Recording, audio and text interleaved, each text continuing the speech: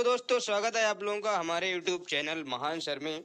और आज हम फिर जीके के इतिहास के कुछ इम्पोर्टेंट क्वेश्चन लेके आए हैं। 15 बेस्ट क्वेश्चन लेके आए हैं और ये बहुत शानदार क्वेश्चन है। अगर आप इन लोगों को आप इन क्वेश्चन को करते हैं तो आपकी नॉलेज का तो बूस्ट होगा ही होगा और आपके अंदर एक कॉन्फिडेंस जनरेट होगा कि आप ऐसे ऐसे क्वेश्चन को भी हल कर पा रहे हो। तो शुरू करते हैं ज्यादा देर ना करते हुए। तो अगर आप लोगों ने इससे पहले हमारे चैनल को सब्सक्राइब नहीं किया है तो चैनल को सब्सक्राइब कर लीजिए और बेल आइकन को भी प्रेस कर लीजिए ताकि ऐसी वीडियो आप लोगों को मिलती रहे। शुरू करते हैं। 121 नंबर का जो क्वेश्चन है क्या है, बाल विवाह की प्रथा आरंभ हुई। बाल विवाह जो प्रथा है वो कब आरंभ हुई थी? तो इसका जो आपका ऑप्शन में दिया है, गुप्त काल दिया है, कुषाण काल दिया है, मौर्य काल दिया है और इनमें से कोई नहीं दिया है। तो इनमें से आपका सही ऑप्शन क्या है? आप लोग बताइएगा इसका सही ऑप्शन क्या है।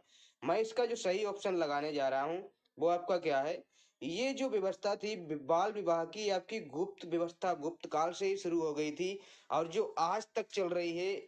और अब हालांकि ये वैलिड तरीके से अब नहीं चल रही है लेकिन आज भी चल रही है। लेकिन इसका जो निस्तारण हुआ था ये आपका क्या है, आधुनिक काल में हुआ था जब राजा राम मोहन राय जैसे लोग आते हैं, इन्होंने सती प्रथा बाल विवाह प्रथा को कंट्रोल किया था। तो इसका सही ऑप्शन देख लेते हैं क्या है। इसका सही ऑप्शन आपका क्या है, ये है गुप्त काल ही है। बढ़ते हैं नेक्स्ट क्वेश्चन की तरफ और नेक्स्ट क्वेश्चन क्या है 122 नंबर का, सोने के सर्वाधिक सिक्के किस काल में जारी किए गए? तो सोने के सर्वाधिक सिक्के किस काल में जारी किए गए? गुप्त काल है, कुषाण काल है, मौर्य काल है, हर्षवर्धन का काल है।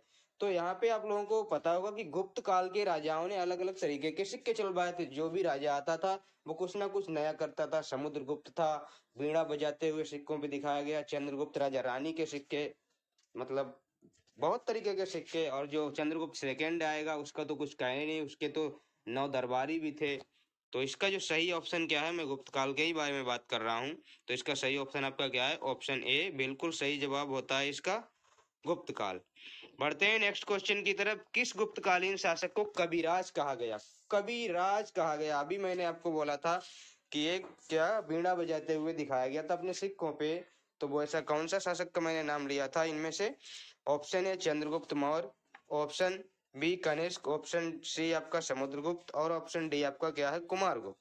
तो इसमें जो वीणा बजाते हुए दिखाया गया था जिसको कविराज की उपाधि दी गई थी वो आपका क्या था, ऑप्शन सी आपका बिल्कुल सही जवाब है, यानी कि समुद्रगुप्त। आंसर को चेक करते हैं, बिल्कुल सही जवाब है इसका। गुप्त राजवंश किस लिए प्रसिद्ध था? गुप्त राजवंश किस लिए प्रसिद्ध था? जो अभी हम गुप्त के ये ज्यादातर इसमें क्वेश्चन गुप्त के ही दिए हुए हैं। तो गुप्त राजवंश आपका किस लिए प्रसिद्ध था? क्या उसका साम्राज्य महान था, क्या उसकी कला और संस्कृति स्थापत्य कला बहुत अच्छी थी, या राजस्व और कर, या फिर आपकी उसकी ये सभी ऑप्शन है? तो ये जो अपने प्रसिद्ध था, ये कला और स्थापत्य के लिए प्रसिद्ध था। क्यों? क्योंकि यहाँ पे बहुत से मंदिरों का निर्माण होता है, बहुत सी आर्किटेक्चर का निर्माण होता है। तो ये अपनी कला और स्थापत्य के लिए, पेंटिंग के लिए जाना जाता था। तो इसका जो सही आपका ऑप्शन क्या है, सही ऑप्शन आपका इसका क्या है, ऑप्शन बी बिल्कुल इसका राइट जवाब होता है। अब बढ़ते हैं नेक्स्ट क्वेश्चन की तरफ और नेक्स्ट क्वेश्चन क्या है, मुजरिस किस राजवंश का प्रमुख बंदरगाह था? तो मुजरिस एक बंदरगाह है और इनमें से आपको बताना है कि किस राजवंश का है। तो चेर का है, कदम्ब का है या चोल का है, या इनमें से कोई भी नहीं है। तो ये इसका सही ऑप्शन दोस्तों होता है ए ऑप्शन, बिल्कुल सही है। ये चेर वंश का क्या है, एक प्रमुख बंदरगाह होता है आपका मुजरिस। अब बढ़ते हैं नेक्स्ट क्वेश्चन और नेक्स्ट क्वेश्चन क्या है, गुप्त वंश का संस्थापक कौन था? ये बात है, इसमें आपको बताना है कि गुप्त वंश का फाउंडर कौन सा है, संस्थापक कौन सा है। श्रीगुप्त है या फिर घटोत्कच गुप्त है या फिर आपका चंद्रगुप्त है? तो इसमें से आपका सही ऑप्शन आपका क्या होने वाला है, इसका जो फाउंडर थे वो आपके कौन थे, श्रीगुप्त थे। और उसके बाद में आए थे वो आपके घटोत्कच थे और उसके बाद में जो आए थे वो आपके चंद्रगुप्त फर्स्ट थे। उसके बाद में आपके जो आए थे समुद्रगुप्त थे। उनका बेटा आपका कौन था? एक तो आपका चंद्रगुप्त सेकंड था और एक आपका क्या था, रामगुप्त था, और उनका बेटा आपका स्कंदगुप्त आता है। इस तरह से ये राजवंश चलते रहते हैं। इसका सही ऑप्शन आपका ए है। बढ़ते हैं नेक्स्ट क्वेश्चन की तरफ और नेक्स्ट क्वेश्चन क्या है, गुप्त शासकों की सरकारी भाषा क्या थी? तो गुप्त जो लोग थे वो उनकी जो राजभाषा थी वो क्या थी? पाली थी, संस्कृत थी, हिंदी थी या प्राकृत थी? तो उस समय जो इनकी भाषा थी वो आपकी कौन सी थी? वो आपकी भाषा इनकी थी संस्कृत भाषा। ये करते थे, संस्कृत भाषा का ये इस्तेमाल करते थे अपने सरकारी भाषा के रूप में। देखते हैं और बढ़ते हैं नेक्स्ट क्वेश्चन की तरफ। प्राचीन भारत में निम्नलिखित में से कौन सी एक लिपि दाईं ओर से बाईं ओर लिखी जाती थी? तो प्राचीन भारत में ऐसा हो रहा था कि एक लिपि थी जो दाईं ओर से बाईं ओर लिखी जा रही थी, और वो लिपि आपकी कौन सी थी? तो वो आपकी जो लिपि थी, वो आपकी लिपि इनमें से खरोष्टी थी, शारदा थी, नंदा नगरी थी। तो ये आपकी कौन सी थी? ये आपकी खरोष्टी लिपि थी, जो आपकी दाएं से बाएं लिखी जाती है, यानी इधर से इधर आपकी लिखते चले हुए, जैसा कि उर्दू लिखा जाता है। जैसा कि मैं यहाँ पे इस तरह से, मतलब कुछ उर्दू की, मतलब ये क्या है, इस तरह से उर्दू लिखी जाती है, तो ये भी इसी तरह से लिखी जाती है। तो इसका ऑप्शन आपका क्या है? बिल्कुल, ये बिल्कुल सही है। अब नेक्स्ट क्वेश्चन क्या है? भीमबेटका किसके लिए प्रसिद्ध है? तो भीमबेटका आपको पता ही होगा किसके लिए प्रसिद्ध है। ये खनिज के लिए, सोन नदी का उद्गम स्थल है क्या यहाँ पे? नहीं, बिल्कुल ऐसा भी नहीं है।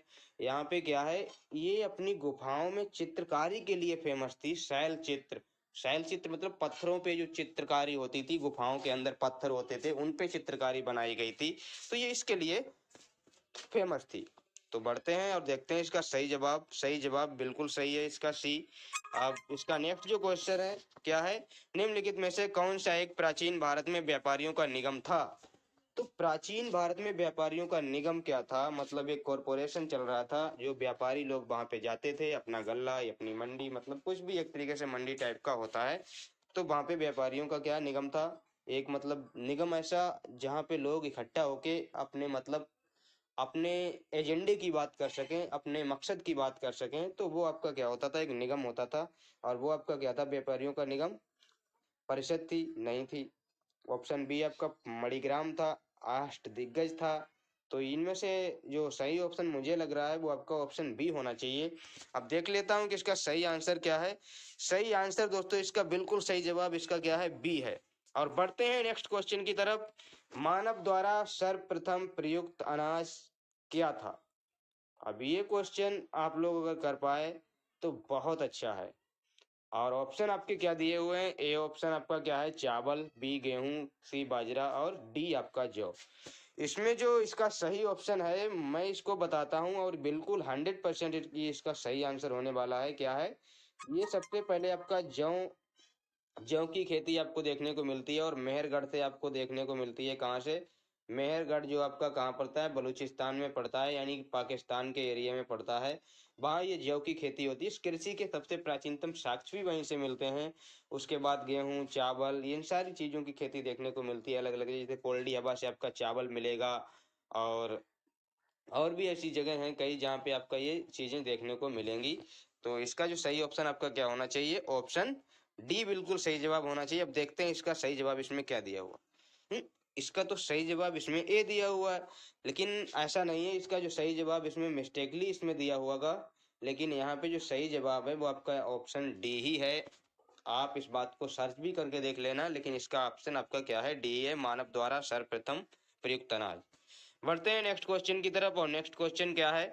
132 नंबर का क्वेश्चन है। गुर्जरों को किस शासक ने पराजित किया था? तो जो गुर्जर एक राजवंश था, तो उस राजवंश को किसने पराजित किया था? राज्यवर्धन ने, हर्षवर्धन ने, भास ने, चंद्रगुप्त मौर्य ने। तो यहाँ पे जो सही ऑप्शन इसका है वो आपका क्या है? हर्षवर्धन ही है, क्योंकि चंद्रगुप्त मौर्य के जमाने में ये लोग थे नहीं। राज्यवर्धन तो बेचारा मारा ही जाता है। भास तो एक कवि थे। केवल एक ही ऐसा व्यक्ति बचता है जो इसको हरा सकता है, वो है आपका हर्षवर्धन। ऑप्शन बी बिल्कुल सही जवाब है इसका। 133 नंबर क्वेश्चन। गौतम बुद्ध द्वारा भिक्षुणी संघ की स्थापना कहाँ की गई थी? गौतम बुद्ध, जिनका नाम तो आप लोग जानते ही होंगे, बौद्ध धर्म के संस्थापक भगवान बुद्ध। और गौतम बुद्ध द्वारा भिक्षुणी संघ की स्थापना की गई, सारनाथ में की गई, कपिलवस्तु में की गई, वैशाली में की गई। तो बताना इनमें से कोई है भी या नहीं है। तो इनमें जो सही आंसर मुझे लग रहा है, ये कपिलवस्तु के ही निवासी थे, लुम्बिनी। तो वहीं इन्होंने क्या है, एक भिक्षुणी संघ की स्थापना की थी, जिसमें महिलाएं भी बौद्ध धर्म में शामिल हो रही थीं, और उनका एक संघ अलग बन गया था। तो इसका ऑप्शन आपका क्या है? बी बिल्कुल सही होता है। बढ़ते हैं नेक्स्ट क्वेश्चन। गौतम बुद्ध ने अपना प्रथम उपदेश कहाँ दिया? कुशीनगर, बोध गया, वैशाली, सारनाथ। तो कहाँ दिया था इन्होंने सबसे पहला अपना उपदेश, कहाँ दिया था? सबसे पहला जो उपदेश इन्होंने दिया था वो आपका कहाँ दिया था? सारनाथ में दिया था। सारनाथ इनको पहला उपदेश दिया, जिसे धर्म चक्र प्रवर्तन भी कहा गया है।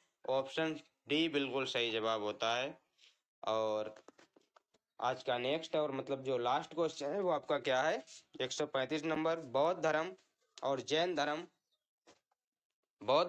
जैन धर्म दोनों के उपदेश किसके शासनकाल में दिए गए थे? ऐसा एक इनमें से शासक है, जैसे कि यहाँ पे ऑप्शन दिए हैं अशोक, बिंदुसार, अकबर और आपका बिंबिसार। तो ऐसा कौन सा शासक है जिसके काल में ये दोनों ही थे? तो आपको बताना है इनमें से कौन है। अब अकबर तो आपको पता है, हो ही नहीं सकता। अशोक अशोक ने आपका क्या है, बौद्ध धर्म को स्वीकार कर लिया था। और बिंदुसार भी क्या था, अशोक का फादर ही था। लेकिन जो बौद्ध धर्म और जैन धर्म जिस टाइम पे चल रहे थे, उस टाइम पे कौन राजा था? उस टाइम पे एक व्यक्ति थे, बिंबिसार। ये आपके हर्यक वंश के राजवंश थे, ये मगध के ही राजा थे।